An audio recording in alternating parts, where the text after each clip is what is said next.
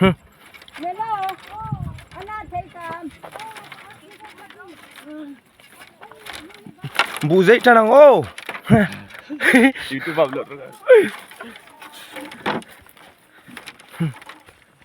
Thỉnh trang life. Bụ dậy hun tổ đó nó hay làm gần việc chân hôm tổ đó nên nóm toán mày. Hey. Rồi tragin bụ gần dậy làm tổ đó nó hay. Nào thì bộ việc tụi này full por lum lứt tục to mấy con. Hay. Lúc đó thì bọn việc đó với tragin này.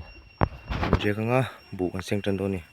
Hay cái này kan bu nya kuku lamo tam mấy bên mình đồn chụp dưới là một video bộ thình lao om tin om tu này nom don lục tục hay cái chụp câu thì chú ăn bu chân sen rồi quá cái gì bên trang ngang hành chân hồn đó này nom don lục tục mo thình lang lại phèn đón chụp lại phèn phèn mấy một bu này nó nom don lại mày